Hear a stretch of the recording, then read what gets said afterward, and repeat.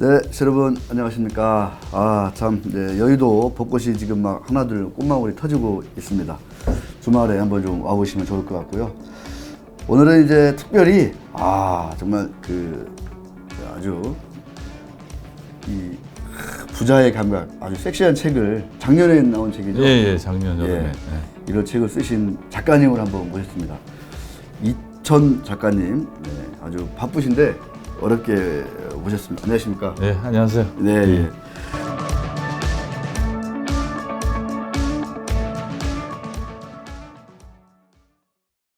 작가님 뭐 이런 어마어마한 그 책도 쓰시고 어마어마하게 진짜. 책을 뭐 한두 권 쓰신 게 아니에요. 참고로 재테크라든가 뭐 재무 설계라든가 이런 거 관련해서는 제가 볼 때는 진짜 그 실무를 속속들이 아는 그런 점에서는 정말 최고다라고 제가 손꼽고 싶은데요. 책을 읽어보면은 우리들이 부딪히는 많은 문제들에 대한 어떤 실질적인 해법을 막 찾아주시니까 많은 분들이 좋아하고 유튜브 요새 또 열심히 하고 계시죠. 예. 이천 희망 TV요. 예. 경기도 이천 분들은 다 보셔야 되는데. 저 이름이 좀 특이해갖고요. 예. 네. 하여튼 이천에 사시는 분들은 꼭 한번 검색해 보시면 아마 자녀들 그 어떤 재테크라든가 그다음에 이제 은퇴 이후에 노후 설계 어떻게 해야 되는지 그런 것들을 아주 정말 보험이면 보험, 예금이면 예금, 또 오늘은 이제 특별히 또 이제 뭐 천만 주식 투자 시대니까 뭐 주식에 대한 얘기를 해주실 텐데, 하여튼 뭐 작가님 뭐 잠깐 그 소개 말씀 좀 부탁드리겠습니다. 뭐 워낙 또 유명하시기도 하지만. 네, 안녕하세요. 저희 희망재무설계 이천 대표라고 합니다. 저는 이제 개인들 재무 상담하고요. 그다음에 강의를 위주로 하고 있고요. 한 25년째 제가 재무 설계를 지금 해오고 있습니다. 25년째. 예. 그래서 어떻게 보면 대박을 쫓기보다는 실질적으로 우리가 한정된 돈을 벌어서 그걸 잘 관리해서 효과적으로 불릴 수 있는 방법. 그리고 뭐냐면 대박 뭐 이렇게 환상이 아니고 실질적으로 우리가 실천할 수 있는 그런 방법을 갖고 제가 많이 상담이나 강의를 통해서 알려드리고 있습니다. 네. 너무 와닿는 것 같아요. 사실은 이제 막 주식 투자하시면서도 많은 분들이 막 짧은 기간에 큰 수익을 내겠다, 계좌에 동그라미를 하나 더 붙이겠다, 막 이런 것에 지금 혈안인데 사실 그럴 가능성은 매우 현실적으로 높지 않고 더 중요한 거는 적게 벌더라도 이것을 어떻게 잘 관리해서 오래오래 조금씩 불려서 내 노후를 대비할 것인가, 이런 것들이 사실 그렇죠. 궁극적인 거는 훨씬 더 중요하다는 생각을 많이 하는데 또 저금리 시대 아니겠습니까? 뭐 그러니까 어차피 금리가 이자가 낮은데 적게 버는 시대잖아요. 어떻게 보면 이 얘기인즉슨. 그래서 우리 작가님의 그런 어떤 희망 재무 설계, 이런 노하우나 이런 관점이, 철학이 상당히 좀 제가 볼 때는 돋보인다, 이런 말씀을 저도 한번 같이 감사합니다. 드리고 싶어요. 저도 그걸 해야 되는데 많은 분들이 또 그거 하다 보면 또 이게 좀 챙길 게 좀 많잖아요. 그렇죠. 그러다 보니까 뭐 일에 바쁘고 뭐 하다 바쁘고 잊고 지내다 보면 갑자기 또 그런 일이 닥치거든요. 그때 되면 이미 좀 늦은 경우가 또 많잖아요. 예, 그렇죠. 근데 최근에 이제 동학개미 운동이 지금 뭐 작년부터 엄청 뜨겁지 않습니까? 주식 투자 이런 거는 직접 어떻게 하세요? 저도 하고 있습니다. 하고 계시기도 하고. 아무래도 지금 뭐 저금리 시대다 보니까 투자라는 거를 빼놓을 수 저희가 없는 부분이고, 그래서 그거를 좀 어떻게 좀 현명하게 하면 좋을까, 그 부분이 이제 저긴데, 제가 느끼는 거는 많은 분들이 주식을 하시는 건 좋은데 공부를 좀 많이 안 하시는 편이고, 두 번째는 뭐냐면 너무 대박을 쫓으시는 거죠. 그래서 그런 부분들에서 기대 수익률이 너무 높다 보니까 아마 지금쯤은 아마 현실과 괴리감이 좀 느껴지는 시점이 좀 왔을 거예요. 그러니까 작년 여름에 시작했으면 그냥 계속 어떤 주식을 사더라도 오른 것들이 많은데, 요새 뭐 하루 올랐다 하루 떨어졌다, 뭐 하루 올랐다 떨어졌다 하니까 보통 이런 얘기를 많이 하시잖아요. 뭐 초장기 투자해라, 보유하고 해라. 그래서 작년 같은 경우에는 대형 우량주를 많이 사시고 보유하는 쪽에 전략을 세우셨다면, 요새 제가 이렇게 매매 동향을 좀 보다 보면 점점 초단타로 가시는 부분이 느껴지는 어떤 그 당일날도 지수의 약간의 갭 차이에서 사고 파시는 분들도 상당히 많이 증가했다는 거. 그러면서 어떻게 보면 지금은 좀 피로도가 많이 증가하지 않았을까, 저는 그렇게 생각을 합니다. 우리 시청자분들은 이제 느낌이 전달될지 모르겠는데 제가 이제 바로 옆에서 우리 작가님께 딱 말씀하시는 걸 듣고 있는데 야, 이분 뭔가 진짜 프로 같구나. 야, 이게 약간 독한 느낌이 좀 납니다, 이제. 진짜 이게 만만치 않은 좀 그 내공을 좀 가지신 것 같구나, 느낌이 팍 오는데, 사실 이제 저희 이제 이 기자협회보가 주간 이렇게 오는데요. 심지어 이제 기자협회보 일면 헤드라인도 주식 투자 열풍에 이제 각 언론사들 그렇죠. 주식 콘텐츠가 엄청 이제 뜨겁다, 많이 늘어났다 이런 이제 헤드라인을 잡고 있습니다. 그 정도로 이제 지금 뭐 전 국민 주식 투자 시대니까 작년 말 투자자 수가 한 920만 명이라고 하니까 지금 한 1000만 명 딱 이제 보면 될 것 같습니다. 1000만 명 시대고 이게 뭐 1년 사이에 한 50%가 증가하는 이런 뭐 아주 엄청난 우리가 역사적인 순간을 지금 살고 있는 것 같은데. 말씀하신 것처럼 시장이 급하게 전체가 다 같이 오를 때는 다 같이 회피할 수 있지만 이미 벌써 올해 지금 뭐 3월 접어들면서 많은 분들이 지금 이렇게 표정이 엇갈리고 있거든요. 그렇죠. 근데 이제 이런 것들은 앞으로 더 상황이 안 좋아질 수도 있고 그럴 수밖에 없는 거니까 그게 현실이니까 우리 시청자분들을 중심으로 해서 우리 작가님 말씀 듣고 미리미리 잘 대비했으면 좋겠다 해서 오늘 주제는 은퇴자와 주린이들이 주식 투자할 때 꼭 알아둬야 할 5가지 뭐 이렇게 나름 뭐 잡아봤습니다. 우리 작가님이 쭉 좀 써주셨고 제가 이제 좀 부탁을 드렸어요. 그러니까 아무래도 이제 1000만 주식 투자자 시대니까 아무래도 그쪽에 조금 초점을 맞춰보고 나머지 부족한 부분들은 뭐 후에 또 한번 이제 뭐 기회를 보자 이렇게 말씀을 드렸고 자. 보겠습니다. 하나하나 5가지 이제 정리해 주셨는데 첫 번째가 제가 조금 이제 의외였어요. 평생 투자한다는 마음으로 주식 투자를 하자. 이게 어떤 의미입니까? 평생 투자를 한다. 그러니까 이제 어떻게 보면 단기에 우리가 대박을 노리는 이런 부분보다도 주식을 하는 가장 큰 이유는 지금 금리가 낮기 때문에 하시는 분들이 많습니다. 그러니까 세후 금리가 어떻게 보면 한 1%도 안 되니까 은행에 넣어봐야 돈이 안 되고 재미가 없어지니까 예금 자체를 선호하지 않고 그러다 보니까 어떻게 보니까 이제 주식이 확 떨어져서 많은 사람들이 돈을 벌고 하는 모습들을 보니까 덩달아서 이제 투자를 하는데 이게 이제 금리가 낮으면 우리가 돈이 불어나지를 않으니까 어차피 투자라는 건 필수고요. 그 투자에는 주식 투자만 있는 게 아니고 다른 간접 투자 상품도 있습니다. 그러니까 이 주식 투자가 전부가 아니라 일부러서 하는데 저금리 시대에는 뭐냐면 내가 이 저금리가 지속되는 한 내 돈을 불려야 되니까 주식 투자를 하나의 방편으로 여겨서 투자를 시작한다면 저는 생각에 뭐냐면 좀 더 여유 있게 우리가 일희일비하지 않고 오늘 주가가 좀 떨어지고 내일 오르고 이런 부분에서 선택하는 게 아니고 좋은 주식을 보유했다면 좀 어느 정도 시점을 두고 이런 조정장에서도 잘 견뎌낼 수 있으려면 오늘 내일 돈을 많이 벌다 이 부분보다는 좀 오랫동안 가서 계속 내가 재테크를 주식으로도 해야 된다는 거 이런 마인드로 한다 그러면 좀 편하게 하실 수 있지 않을까 이렇게 싶습니다. 그러면서 이제 작가님이 이제 배당금에 좀 주목해보자 이런 말씀을 해주셨는데 이게 이제 은행에 예금하면 얻을 수 있는 뭐 이자 같은 개념, 그렇죠. 뭐 그런 걸로 말씀을 해주실 텐데 배당 투자하시는 분들이 혹시 좀 많이 좀 있었나요? 뭐 고객분들이나 뭐 상담 중에? 예전에 이제 보면 펀드도 고배당 펀드가 있었고. 그래서 이제 찬바람 불기 시작하면 가을바람 불기 시작하면 이제 배당주 펀드에 관심을 가지시고 배당 주식도 그때쯤 이제 사시는 분들이 많이 있습니다.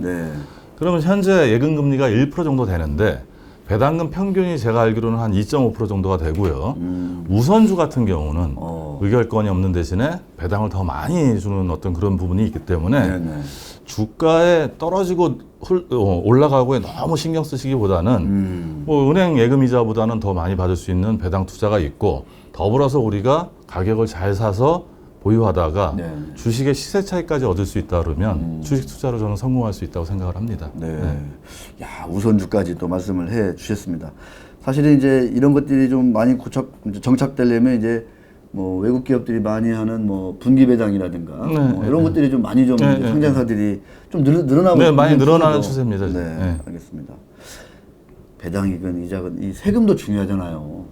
이게 장기 투자하면은 배당 때도 좀 깎아주고 뭐 해야 될 텐데 아직 그런 얘기들은 잘 안 나오는 것 같아요. 요새 돈을 많이 쓰니까 세금을 깎아주는 얘기보다 그런 얘기하면은 네, 재정 문제가 있으니까 야. 아마 쉽지 않지 않을까. 지금은 그렇게 생각이 듭니다. 그제 제가 이제 존리 그 대표랑 통화를 하는데 자기가 이제 주식 투자 전도사가 되신 이제 스타 분이신데 아 주식 투자하자 그랬더니 사람들이 펀드를 깨고 주식만 하더라. 직접 투자를 가더라. 근데 아까 이제 간접 투자 말씀해 주셨잖아요. 이게 간접 투자를 많이 해야 되는데 참 그건 좀 안타까운 것 같아요. 다 직접 투자하거든요. 왜 안 맡기는 걸까요? 그러니까 이제 많이 실망들 하셨죠. 저희 이제 자산운용사 쪽에서도 좀 문제가 있는 게 너무 많은 펀드를 만들었고 또 뭐냐면 계속 펀드를 만들면서 그 펀드들을 잘 관리했으면 좋은데 좀 방치되는 펀드들이 많다 보니까 고객들, 소비자들 입장에서는 뭐냐면 수수료도 내고 수익률도 만족치 못한 상황이니까 이런 상황이면 내가 직접 투자를 하겠다. 뭐 하루에 뭐 30%도 올라가고 10%도 올라가니까 펀드 수익률 뭐 1년에 한 8%, 10% 올리는 부분이 좀 만족스럽지 않을 수 있죠. 하지만 이제 간접 투자 상품이 장점이 뭐냐면 아마 주식을 하다 보면 사고 파시는데 상당히 어려움을 겪으실 거고요. 차라리 사기보다는 언제 팔아야 될지 잘 모를 때가 있습니다. 또 비쌀 때 사서 계속 맞아요. 떨어진 상태도 있기 때문에 하는데 간접 투자 상품이 좋은 거는 뭐냐면 예를 들어서 이제 정시펀드 예를 들면 계속 네, 매달 정기적으로 돈을 빼주기 때문에 내가 그 가격을 보고 사고 안 사고 결정하지 않고 내가 매수를 해나가다 보면 평균 매입 단가가 하향 평준화 돼서 싸게 사서 나중에 이렇게 수익이 날 때 매도를 해서 수익률을 올리는 게 이제 정시펀드의 성질인데 보통 분들은 이러죠. 떨어지면 기분 나빠서 안 넣고 환매하고 아니 또 기분 나빠서 안 넣으시니까 안 넣어. 올라가면 그때. 기분 좋아서 더 추가 납입을 하시고 이렇게 되는데 그렇게 하면 사실은 나중에 어떻게 될지 모른단 말이에요. 사실 우리가 적립펀드나 이게 투자 상품을 하는 적립식으로 하는 가장 큰 이유가 뭐냐면 앞으로 주식이 올라갈지 떨어질지 횡보할지 모르니까. 누구도 예측할 수 없으니까 정기 적립식으로 매수를 해서 우리가 좋을 때 판매를 해서 수익을 내는 상품이고요. 실질적으로 제 고객분들이 펀드를 많이 가입하셨었는데 뭐 저는 펀드에 갈 기간 동안 한 60~70%는 별로 만족스럽지 않은 기간이라고 생각을 해요. 그러다가 이제 작년 여름이나 이럴 때처럼 쭉 올라오기 시작하면 그때 이제 수익률이 나는 상품이 평소에 싸게 사뒀다가 수익률이 나는 상품이 이제 펀드다 보니까 그래서 뭐 한 50%, 60%, 70% 이렇게 올리시는 고객분들도 많습니다. 물론 주식은 잘 고르면 전자 드물지만 뭐 1200% 수익도 올릴 수 있지만 사실은 3년에 50%, 60% 수익도 적지 않은 수익이기 때문에 그런 간접 투자 상품도 저는 잘 활용했으면 좋겠습니다. 우리 저 강상우 PD도 좀 간접 투자를 좀 해야 할 텐데 직접 투자를 좀 선호하는 스타일 같더라고요. 직접 투자하다 보면 간접 투자가 좀 시시해 보이죠. 자, 평생 투자의 마음으로 주식 투자를 해보자. 그러면 좀 마음의 여유가 생길 수 있다. 이런 말씀 해주셨습니다. 이게 사실은 뭐 당연히 그런 거 아니야 생각할 수 있지만 이거 실천하기가 참 어려운 얘기지 않습니까? 그죠? 네, 그렇죠. 자, 두 번째는 주식에 그러면서 또 올인하지 말자. 이렇게 해주셨어요. 와. 근데 많은 분들이 또 이제 하다 보면 막 비까지 끓였는데 좀 어떤 의미이신지 한번. 저는 이제 금융상품이라는 게 저희가 선택하기 위해서는요. 그 돈을 언제 쓸지가 정해져 있어야 된다고 생각을 합니다. 우리가 살다 보면 여러 가지 재무 목표들이 있는데 뭐 젊으신 분들은 결혼 자금이라든지 아니면 내 집 마련 자금이라든지 뭐 은퇴 자금이라든지 아니면 부채 상환이라든지 여러 가지 목표가 있는데 그 목표들 중에 좀 장기적인 목표인 경우에는 주식 투자가 용이한 수단이지만 그렇지 않고 내가 1, 2년이나 그러니까 청약을 해서 주택에 청약을 해서 내가 잔금, 중도금을 내야 되는 돈을 갖고 주식 투자를 했다가 조금 더 수익을 내려고 주식 투자를 했다가 뭐냐면 그 돈이 필요할 때 주식이 떨어져 있으면 결국 나는 손실을 보고 매도를 하든지 아니면 대출을 받아서 부대 비용을 내든지 이런 선택을 해야 되니까 최소한 뭐냐면 단기로 반드시 써야 될 자금들은 저는 주식 투자는 안 하셨으면 좋겠다 하는 게 제 생각입니다. 그런 의미입니다. 그렇군요. 실제로 뭐 상담하다 보면은 그 예를 들어서 몇 달 뒤에 집 입주해야 되는데 잔금 내고 그 돈 잠깐 빼서 주식하다가 계십니다. 큰 문제가 발생하는 이런 경우도 좀 제법 있죠. 네, 그렇죠. 작년 여름 같을 때 샀을 때는 뭐 한두 달만이라도 확 올라가니까 얼마나 상관이 좋아요. 없는데 제가 이 업을 이제 시작한 지가 한 25년째 이렇게 되는 데서 주식시장 계속 바라보면 좋을 때보다는 나쁠 때가 더 많았다는 생각이 많거든요. 네네. 그럴 때 이제 돈이 잠길 수 있으니까 단기에 쓸 목적의 돈을 갖고는 아무리 수익률을 바라더라도 주식 투자는 좀 안 하셨으면 좋겠다. 그때는 뭐 다른 대안 없이 반드시 원금 보존이 될 수 있는 상품, 이자가 낮더라도 그런 상품을 선택할 수밖에 없다고 저는 생각을 합니다. 네. 그럴 때는 이제 새마을금고로 가야 되겠네요. 그렇죠. 약간 뭐 이자도 싸고, 아니 세금도 없고 이자도 조금 더 높으니까 그렇게 기간을 정해놓고 하시는 게 아마 마음 편하실 거예요, 나중에. 예, 알겠습니다. 그러니까 우리 처음 주식 투자하시는 분들이나 아니면 계속 주식 투자를 해오시는 분들이나 이런 얘기들을 한번 들으시면 막 이렇게 와닿는 분들이 한둘이 아닐 거예요, 아마. 그때 그랬으면 좋았을 걸, 뭐 이런 거. 그래서 미리미리 좀 공부를 하셨으면 좋겠습니다. 세 번째. 주식의 투자 기간을 구분하자. 단기 투자, 장기 투자 뭐 이런 거. 그렇죠. 저는 이제 주식을 저희가 보유할 때 어떤 분들은 뭐 그냥 무조건 오랫동안 보유하라 이렇게 말씀하시는 분들이 요새 계시죠. 그렇죠. 우량주 장기 투자라는 부분이 있는데 사실은 장기라는 부분을 우리가 굉장히 답답해하죠. 장기가 도대체 어느 정도 기간이 장기인지, 뭐 10년인지 20년인지. 그리고 우리가 뭐 재테크 책이나 어떤 방송이나 이런 걸 보다 보면 예전에 삼성전자 주식을 샀으면 지금 팔지 않고 갖고 있었으면 30년 지나서 무지하게 수익이 높을 거다 하는데 그거는... 사실 그렇게 투자하기는 상당히 어렵고요. 따라서 모든 주식을 이렇게 투자하면 재미가 좀 없을 거라고 저는 생각을 합니다. 그래서 좀 오래 보유할 주식하고 그 다음에 이제 단기로 그렇다고 해서 저는 뭐 매일 아침 이렇게 업무 시간에 사고 팔고는 아니고요. 뭐 기간에 봐서 목표 수익률에 도달하면 매도로 해서 수익을 실현하고 이렇게 주식을 좀 구분해서 투자를 하면 좀 지루하지도 않고 또 어떤 주식들은 좀 장기로 보유해서 수익을 많이 낼 수도 있다는 거. 그러니까 우리가 샀다 팔았다 하시는 분보다는요 오래 보유하신 분 수익률이 더 대체로 좋을 때가 많습니다. 그래서 그렇게 좀 주식은 구분해서 투자를 하셨으면 좋겠다 하는 게 제 생각입니다.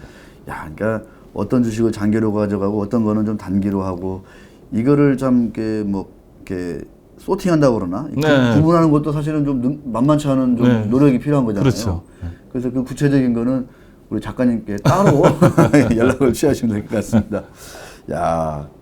완전히 좀 프로들의 어떤 그 문제의식이랄까 이런 것들이 쏙쏙 녹아 있는 것 같습니다. 네 번째, 이거 우리 강 PD가 꼭 들어야 됩니다. 이거. 손절도 중요하지만 익절도 반드시 필요하다. 익절. 그렇죠. 손절, 익절. 근데 익절이 더 어렵다 뭐 이런 얘기도 하고 그러지 않습니까? 그렇죠. 익절은 휙 지나가다 보면 벌써 이제 요즘 같은 이제 배터리 주식들이 약간 좀 조정을 받고 있죠. 100만 원 갔다가 100만 원까지 올라갔다 지금 70만 원대로 올라가면 제가 예를 들어서 샀다가 뭐 기다리면 다시 올라갈 수도 있겠지만 심리적으로 많이 상처를 받고 이런 부분들이 있기 때문에 그렇죠. 그래서 전량 매도는 아니더라도 우리가 항상 뭐냐면 한 번에 다 사고 한 번에 다 팔고 이런 부분보다는 부분적으로 목표 수익률을 정해서 이제 매도를 하면 수익을 실현할 수 있고요. 그걸 좀 현금으로 좀 보유하고 있다가 이제 우량주니까 뭐냐면 나중에 가격이 떨어졌을 때 다시 산다 그러면 더 많은 주스를 살 수도 있고요. 불리는 거죠, 이게. 그렇죠. 그다음에 이제 평단가가 낮아지다 보니까 나중에 장기 보유를 해도 수익률을 올릴 가능성이 훨씬 높죠. 마음이 편안하고. 그래서 제가 아시는 분은 이렇게 하시는 분도 있어요. 뭐냐면 익절을 어떻게 하냐 이렇게 하는데 그분은 이제 고민하시다가 생각한 게 뭐냐면 10% 올라가면 10%만 매도하고 20% 올라가면 20% 매도하고 30% 올라가면 30% 매도하고 이렇게 익절을 기준으로 잡아서 좀 아까 제가 말씀드린 대로 그거를 다른 데 사용하는 게 아니고 다시 또 현금으로 보유했다가 평단가보다 좀 낮아지면 그때 이렇게 다시 매수를 한다 그러면 장기적으로 우리가 투자를 할 때 좀 도움이 될 것 같고요. 그래서 이제 저희가 주식을 하는 방법은 좋은 기업의 주식을 적절한 가격에 사야 되는데 우리는 항상 높은 가격에 살 때가 많지 않습니까? 맞아요. 그러니까 제가 아까 처음에 말씀드렸던 어떤 평생 투자를 해야 된다는 개념 속에서 좀 뭐냐면 마음의 여유를 갖고 하려면 이런 부분들도 한 달, 두 달의 수익률, 일주일, 하루의 수익률이 아니고 길게 보면서 자꾸 내 자산을 불려가는 노력 중에 하나라고 저는 생각을 합니다. 네. 황 PD 어떻게 동의하십니까? 10% 오르면 10% 팔고 20% 오르면 20% 팔고 30% 오르면 꼭 제가 그렇게 동의는 하는데 네. 이게 딱 막상 그 보면은 하려고 하면 그렇죠. 네, 안 되죠. 특히 매수 매도 창을 보면 더 안 되시죠. 예. 아. 근데 기준은 반드시 저는 세워서 하지 않으면 통장에서 녹아난다는 얘기죠. 통장에서 돈을 벌고 통장에서 돈을 잃고 옛날에 이제 뭐냐면 주식시장 통장에서 돈을 번다. 그렇죠. 오. 그러니까 뭐냐면 주식 한참 하락일 때가 요번 때가 아니고 과거에도 여러 번 있지 않습니까? 그러면 이제 주식이 올라가면 기분 좋으니까 술집이 여의도 같은 경우 술집이 그때는 아주 시끌시끌했죠. 호황이었죠. 네. 네.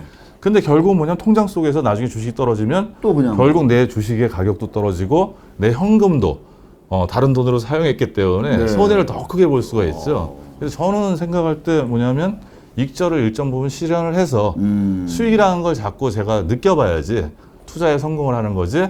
통장 속의 숫자로만 보다 보면 어떻게 보면 나중에 가면 게임 정도 느낌밖에 안 들 거라고 저는 생각을 합니다. 예. 어떤 분들은 그렇게 하시는 분들도 있더라고요. 현금으로 진짜 찾아보시는 분들. 수익이 나면. 그리고 이게 느껴보고. 이게 딱 보고 다시 오. 집어넣고 이러신 분들도 계시더라고요. 오. 이게 너무 이게 통장에 찍힌 숫자 가지고 막 들떠가지고 헌화할 필요가 전혀 없다. 그렇죠. 많은 분들이 지금 그러고 있잖아요. 네, 그렇죠. 1월 달에 얼마나 좋았습니까? 1월까지가 좋았죠. 그러니까요. 네, 네. 막, 와, 이거 뭐 진짜 온 세상을 다 가질 것 같다가 불과 지금 2달 만에 그렇죠. 계좌가 지금 숫자가 지금 뭐 많이 지금 그러니까 좁아졌잖아요. 지수가 그렇게 밀리지 않더라도 개별 종목들은 아까 뭐 LG화학 같은 경우 말씀드렸듯이 100만 원이었던 주식이 네. 80만 원 밑으로 내려왔다면 20%가 그 사이에 지수는 20%안 빠졌는데 그러니까요. 종목은 20%가 빠진 거거든요. 그렇게 된다 그러면 뭐 허탈감이 더 들지 않을까요? 제가 생각할 때. 그렇습니다. 그렇게 되면 오래 지속하기도 힘들 것 같아요. 음. 주식 투자를 지칠 것 같아요. 빨리. 맞아요, 맞아요. 네, 네. 그다음에 이제 마지막으로 저 이거 조금 진짜 더 약간 저는 생소한 그런 그 얘기였던 것 같아요. 원금 계좌와 수익금 계좌를 분리해서 관리하자. 원금 계좌, 그러니까 수익이 나면 원금은 빼자 뭐 이런 얘기인가요? 아니죠, 이제 제가 이제 네. 제가 첫 책이 그러니까 제가 단독으로 저서로 쓴 책이 내 통장 사용 설명서입니다. 통장 사용. 그러니까 제가 이제 통장 쪼개기 쪽에 좀 전문가고 나름대로 뭐냐면 통장 쪼개는 걸 좀 좋아합니다. 통장 쪼개기. 네, 그래서 이제 목적별로 좀 나누는 거. 통장 쪼개기 방법은 옛날에 뭐 4개의 통장도 있고 그랬지만 네네. 강조하시는 분마다 그 방법은 좀 다른 방법이고요. 뭐 저는 지출 쪽에서 많이 관리하는 편이고요, 통장은. 주식계좌 같은 경우도 뭐냐면 저희가 나중에 가면 내 원금이 얼마인지조차도 모르시는 분들이 많습니다. 들어간 돈이. 네. 내가 투자한 돈이 얼마고. 왜냐면 섞여 있기 때문에. 그래서 뭐냐면 저는 그냥 일단 2개의 계좌로 분리해서 일단 내가 원금을 넣었으면 네. 거기서 뭐 손실이 날 수도 있지만 수익이 발생할 거 아닙니까? 예. 그럼 수익이 나는 그 금액을 다른 계좌를 다른 통해서 계좌로? 넣어서 여기서도 주식 투자를 하시라는 얘기죠. 그렇게 되면 원금 계좌는 그대로. 약간 좀 불안할 수도 있고 어쩔 수도 있고 하다가 이제 나중에 가면 수익이 많아지면 원금은 다른 목적으로 사용할 수도 있지 않습니까? 그러면 이제 이 수익금 계좌로 갖고는 저희가 진짜 장기 투자도 할 수 있고 오늘 내일 뭐 10% 5% 떨어진다 해도 흔들리지 않고 어차피 내 이익에서 주가가 가는 거기 때문에 원금을 일단 확보했으니까. 그렇죠. 오. 그리고 아까도 제가 말씀드렸지만 뭐냐면 매일 이렇게 차트 보고 매일 사고 팔고 이렇게 하시는 분보다 일정 기간 보유하신 분의 수익률이 훨씬 더 좋을 때가 많습니다. 그러면 원금 계좌는 자꾸 마이너스가 찍히면 우리가 마음이 흔들리고 이게 좀 흔들릴 수가 있지만 수익금 계좌의 주식은 우리가 목적에 따라서 장기 보유를 하면서 초과 수익률을 올릴 수 있고요. 개인 투자자들의 가장 큰 문제점 중에 하나가 뭐냐면 적게 먹고 잃을 때 많이 잃지 않습니까? 많이 잃죠, 예. 그리고 어떨 때는 뭐냐면 원치 않는 초장기 투자자가 되고 왜냐하면 손절선을 넘어가면 네. 이제 보유를 하게 되니까요. 그래서 그런 부분에서는 이렇게 말씀드리는 부분이고요. 또 아까도 말씀드렸듯이 장기 투자 종목하고 단기 투자 종목도 제가 좀 분리했으면 좋겠다고 얘기를 하지 않습니까? 네. 이것도 마찬가지로 계좌를 어떤 분들은 계좌를 하나만 열어야 되는 줄 아는 분들이 있어요. 같은 증권사에 한 개만 열어야 되는 줄 아는데 4개를 열어도 되고 5개를 열어도 되니까 그 종목을 좀 구분해서 보면 나중에 이 뭐냐면 동기부여 측면에서도 상당히 좀 달라지지 않을까. 그래서 그런 식의 어떤 계좌 구분은 좀 우리가 주식 투자를 하면서 통장 쪼개기. 예, 그런 점에서. 그러니까 저는 이제 뭐 주식 전문가는 아니고요. 저도 주식 투자를 하고 저는 한 25년째 이제 전반적인 상품에 대해서 네네. 자산 관리를 하기 때문에 주식은 그 일부로 생각하는 부분이고요. 제가 주식 투자를 하면서 그리고 또 제 고객분들하고 또 강의를 하면서 이렇게 보면서 느낀 점 중에 뭐 이거 말고도 여러 가지가 더 있겠죠. 중요한 거 뭐 자산 배분이라든지 아니면 하다못해 저희가 경제신문이라도 네. 매일 구독을 좀 흐름을 따라가야 되는 어떤 부분들 그렇죠. 이런 뭐 중요한 부분들이 많이 있는데 오늘 뭐 관계상 뭐 5가지 정도만 이렇게 제가 평소에 느끼던 거를 네. 말씀을 드리더라도 조금이라도 도움이 되지 않으셨을까 그러니까요. 이렇게 생각을 합니다. 아유, 큰 도움이 되는 것 같아요. 이게 이제 약간의 이제 여담인데 제가 예. 이제 그 작가님 그 말씀을 계속 듣다가 네. 그 희망 재무 설계 또 대표님이신데 예, 예. 요즘 이제 막 주식도 주식인데 한편에서는 막 요새 계속 뭐 부동산 보유세가 늘었다 막 시끌셨잖아요. 뭐 스트레스가 엄청나다. 세금이 뭐 2배가 됐다 막 이런 시대지 않습니까? 와, 이럴 때는 진짜 뭘 어떻게 해야 되는 건지 저는 딱 보면 그러니까 제가 이제 대상자는 아니니까 네. 느낌이 안 오는데 5천만 원 세금이 1억이 됐다. 야, 이 세금으로 그냥 집 있다고 이렇게 내는 거는 상당히 좀 엄청 부담이고 그렇죠. 화도 날 것 같기도 하고 어떻게 좀 뭔가 현명한 방법이 있을까요? 지금 어떻게 좀 해야 돼요? 이 제가 이제 뭐 부동산에 대한 전문가는 네. 아니니까 부동산이라는 부분은 제가 이제 젊은 친구들 오면 너무 무리하지 말고 내 현금 흐름이 감당할 수 있는 수준에서 내가 집을 사지 않으면 금리가 항상 이때만 하지는 않으니까 올라갈 거꾸로 수 있으니까. 예전에 금융위기 전에 그 대출금 이자가 싼 게 주택담보대출 이자가 7, 8%였습니다. 네. 지금은 뭐 2%대 그쵸. 이렇게 되지만 만약에 내가 내는 이자가 4배로 증가를 하고 그때는 이자만 내는데 지금 원금하고 같이 갚아야 되거든요. 그렇기 때문에 이런 문제가 있기 때문에 현금 흐름에 문제가 없는 선에서 주택 구입을 좀 의사결정을 했으면 좋겠다 이렇게 말씀을 드리는데 이게 집값이 너무 올라가다 보니까 왜 오히려 그러니까. 현금 흐름을 무시하고 집을 산 사람이 예. 돈을 더 벌을 수 있는 시대가 된 부분이고요. 근데 이게 지금 무슨 문제냐면 집이 있어도 걱정, 집이 없어도 걱정. 집이 많아도 걱정. 네, 이렇게 이거 되는데 어떻게 해야 되는 거예요, 그러면? 어느 순간부터 저도 이제 부동산에 대해서는 세금을 모르겠어요. 그러니까 부동산 세금에 대해서 저한테 이제 조언을 구하면 예전에는 단순했으니까 네. 이렇게 되는데 너무 많이 바뀌다 보니까 제가 잘못 조언을 해드리면 재산상의 큰 손실을 볼 수 있기 때문에 지금 이제 부동산에 대해서 저한테 물어보면 저는 잘 모릅니다 하고 이렇게 이게 저도 회피할 수밖에 없는 거. 뭐 저만 그런 게 아니고 세무사분들도 요새 세무사분들도 네, 그 결정적인 것들은 나중에 문제가 생길 것 같아서 상담 안 하시는 경우도 많이 있습니다. 그래서 세제가 굉장히 어려워졌고요. 그냥 저는 집이라는 게 그냥 너무 그 이상적으로 생각하는지 모르지만 우리가 거주하는 게 가장 원한이지 이걸로 해서 그게 가장 기본이고 네, 그게 목적이지. 그게 보장되는 사회가 됐으면 좋겠다는 게 제 개인적인 바람이고요. 집 때문에 좀 걱정 안 하는 그런 시대가 좀 왔으면 좋겠고요. 제가 쓴 책이 젊은 분들이 읽는 책들이 많습니다. 그래서 이제 젊은 친구들이 많이 와서 상담을 받는데 네. 참 많이 안타까워요. 네. 왜냐하면 제가 이제 거꾸로 뭐냐면 미안하기도 하고 왜냐하면 선배 세대로서 이렇게 너무 살기 힘든 환경이 되다 보니까 사실. 네. 상담을 해주더라도 그들의 월급 갚고 내 집까지 마련하고 결혼하고 자녀 낳고 교육비도 있잖아요. 이런 것들을 다 감당하기가 진짜 어렵고요. 그나마 대기업 맞벌이는 그나마 좀 낫습니다. 하지만 그냥 우리가 평범하게 다니는 기업에 그냥 맞벌이를 하더라도 하루하루 이제 쉽지 않죠. 하는데 부동산 가격이 너무 높기 때문에 참 많이 좀 안타까운 경우가 많아요. 제가 상담하면서. 왜냐면 제가 이제 오늘의 이제 주식 투자 5가지 이제 네. 뭐 어떤 그 지켜야 될 원칙이나 뭐 이런 거가 주제인데 말씀을 계속 듣다 보니까 이 여기저기 그런 원성이 막 들리는 거예요. 막 이 순간에도 막 네. 신도림 아파트가 막 15억, 20억 한다고 하니까 이게 말 다 한 거죠, 사실 어떻게 보면. 뭐 지금 막 일산이 그나마 좀 안 올랐다고 했고 김포가 그랬다고 했는데 지금 막 어느 분이 일산 뭐 전세 얻으러 갔는데 일산 그 넓은 동네에 전세가 4개 나와 있어요. 그 넓은 동네에. 네.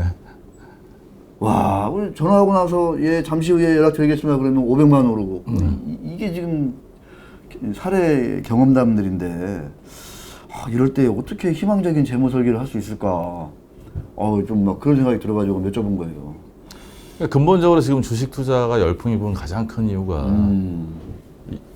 배경에는 그렇죠. 진짜 월급 갖고 살고 안 되니까. 뭐 그다음에 이제 저금리 상품 갖고 저희가 돈을 불리기 어려우니까 진짜 빚내서도 이렇게 투자하는 어떤 서글픈 현실이거든요, 사실은. 네, 그래서 그런 부분들인데 그렇다고 해서 저는 뭐냐면 올인했다가 더 나빠질 수도 있기 때문에 주식 투자도 그냥 내 돈을 자산 관리하는 상품 중에 하나라고 여기고 하셔야지 여기다 올인하셨다가 나중에 잘못되시면 지금보다 상황이 더 나빠지니까 좀 현명하게 잘 관리하셔서 하셨으면 좋겠습니다. 그러니까 저는 주식 투자하는 거를 말리지는 않아요. 어떻게 보면 주식 투자하면 패가 망신한다, 도박이다 이런 얘기를 하는데요. 저는 그렇게 생각하지 않고요. 주식도 공부를 해서 투자를 하면 충분히 우리의 재테크 수단 중에 하나가 될 수 있다. 무조건 부정적으로 볼 필요만은 없다. 다만 뭐냐면 좀 공부 좀 하고 그냥 강의하고 뭐 이러다 보면 제일 그 답답한 경우가 이제 좋은 얘기를 많이 했는데 나중에 와서 결론은 뭐냐면 좋은 주식 하나 네, 종목을 찍어달라는 얘기가 많거든요. 네. 근데 종목은 자기가 골라야죠. 어차피 모든 책임은 투자의 책임은 본인이 지는 거니까. 네. 야, 우리 진짜 강의도 많이 하시고 책도 많이 쓰고 그러신지 정말 말씀이 너무너무 진짜 이렇게 군더더기가 없어요. 보니까. 진짜로. 예. 네. 자, 이제 5가지 원칙을 쭉 했습니다. 평생 투자하는 마음으로 주식 투자를 하자. 이게 배당 투자 같은 것도 상당히 좀 좋은 게 아니냐 이런 얘기. 주식에 올인하지는 말자. 예, 이런 말씀은 뭐냐면 내가 쓸 돈은 항상 미리 떼어놓고 좀 여유 자금으로 했으면 좋겠다 이런 말씀 해주셨고, 근데 이게 사실은 당연히 그렇게 해야 되는데 현실적으로 그걸 지키는 분들이 또 많지 않다는 게 가장 큰 문제고, 그러다 보면 나중에 더 상황이 어려워진다라는 거가, 이거는 누구나 피해갈 수 있는 게 또 아니에요. 그렇죠? 예. 투자 기간을 구분해서 장기, 단기 하자. 익절의 원칙, 익절을 반드시 따라서 원칙을 세워서 하자, 실행하자 이런 말씀입니다. 그 다음에 이제 원금 계좌와 수익금 계좌를 분리해서 한번 관리해 보면은 훨씬 더 이 투자하는 맛도 다르고 재테크하는 그 보람도 느낄 수 있다 이런 말씀해 주셨습니다.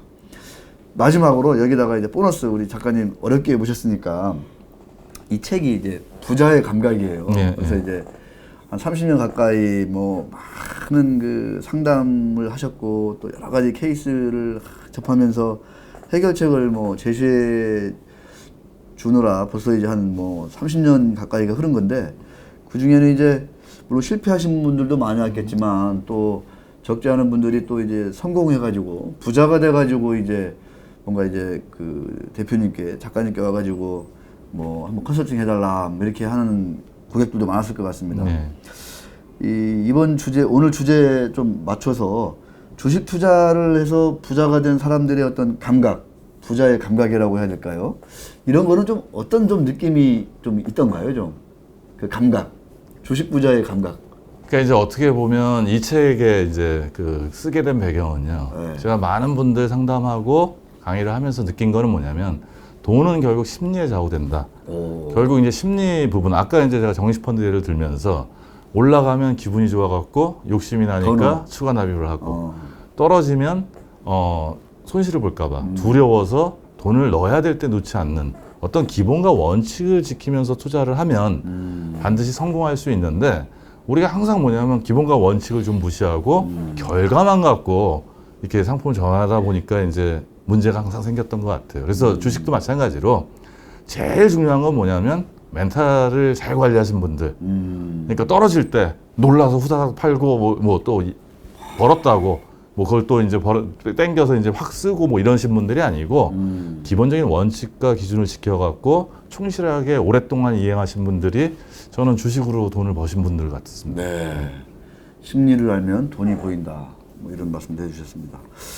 야, 참 부자의 감각이라는 게 뭐 대단히 멀리 있는 것도 아니고 사실 누구나 다 이렇게 가질 수 있는 건데 또 그렇기 때문에 또 그런 이유에서인지 많은 분들이 또 소홀히하기 때문에, 그죠? 흔해서 소홀히하기 때문에 이게 부자가 또 되지 못하는 그런 오류가 또 많이 있지 않나 싶습니다. 뭐 작가님 뭐 올해 뭐 좋은 계획이나 뭐 이런 게 혹시 있으세요? 뭐 올해? 사실 뭐 코로나 때문에 네. 작년 한 해 이제 많이 대면 활동을 좀 못했었고, 그래서 이제 유튜브를 제가 좀 이렇게 열심히 했던 것 중에 하나가 그런 시간. 2000 희망 TV. 네, 그 부분. 그러니까 이제 사람 만나면 아무래도 제가 전염시킬 수도 있고, 거꾸로 저도 네. 사람을 많이 만나는 사람이니까 이게 문제가 될 수 있으니까 작년에는 이 책을 출간하고 이제 유튜브에 좀 집중을 했고요. 올해는 이제 좀 더 이제 나아지면, 사실 뭐 원래 제가 하는 일이 뭐 저는 이제 사실 뭐냐면 상담을 할 때 뭐 돈이 많고 돈이 없고 이런 부분을 중요시하지 않습니다. 그러니까 있는 그대로. 그러니까 부자리에서 제가 컨설팅을 재무설계 이렇게 얘기하시면 어떤 분들은 돈이 제가 없는데 무슨 재무설계를 해요 그냥. 사실은 돈이 없으신 분들이 재무설계가 더 필요하신 거고요. 그 다음에 잘못된 거를 고치고 현재 잘못하고 있는 거를 고치고 제대로 알아서 조금만 바꿔도 우리 가계 재정은 많이 바뀝니다. 이 안에도 뭐 이제 사례들을 보면 잘못된 사례들이 많죠. 네. 왜냐하면 잘된 사례보다는 잘못된 사례가 우리는 더 많이 갖고 있으니까. 그렇죠. 그리고 제 책을 읽다 보면 뭐냐면 맞아 나도 그랬어 이러신 분들이 많았고요. 그래서 저는 올해는 일단 뭐냐면 좀 더 대면 활동을 좀 넓혀서 제가 이 일을 하는 한 제가 조금이라도 여태까지 배운 지식 갖고 도움이 요만큼이라도 될 수 있으면 네. 도움이 되는 삶을 살고 싶다. 그래서 올해도 거기에 좀 더 주력하고 싶습니다. 네, 알겠습니다. 바쁘신데 이렇게 나와주셔서 너무 감사드리고요. 불러주셔서 감사합니다. 이제 향후 뭐 TV나 뭐 이런 다른 이제 뭐 비대면이든 대면이든 이런 데서 작가님 종종 뵀으면 좋겠습니다. 예, 감사합니다. 예, 건강 잘 챙기시고요. 예, 감사합니다. 네, 고맙습니다. 예.